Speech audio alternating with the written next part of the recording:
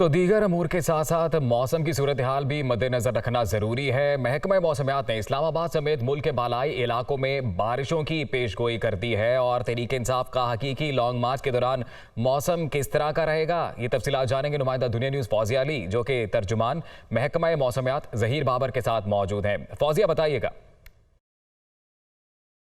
تحریک انصاف کا حقیقی آزادی مارچ ہے وہ اسلام آباد کی جانب گامزن ہے۔ ان دنوں میں موسم کیسا رہے گا یہ جاننے کے لیے ہم ترجمان محکمہ موسمیات ظہیر بابر صاحب کے ساتھ موجود ہیں۔ جی سر، بتائیے گا کہ اسلام آباد میں رواں ہفتے جو ہے وہ موسم کیسا رہے گا؟ جی بالکل، اس وقت تو راولپنڈی اسلام آباد سمیت ملک کے بیشتر حصوں میں جو ہے بادل چھائے ہوئے ہیں اور راولپنڈی اسلام آباد اس کے گرد و نواح میں ہلکی بارش کا امکان ہے، خاص طور پہ شام یا رات کے وقت۔ اوورال تو ملک کے زیادہ تر حصوں میں تو موسم خشک ہے، رات کے وقت جو ہے وہ خنکی جو ہے بڑھ جانے کا امکان ہے، لیکن پوٹھوہار ریجن میں اور اس کے ساتھ ساتھ راولپنڈی اسلام آباد اور اس کے گرد و نواح میں ویکینڈ کے دوران جو ہے وہ بارش کا گرج چمک کے ساتھ بارش کی توقع ہے۔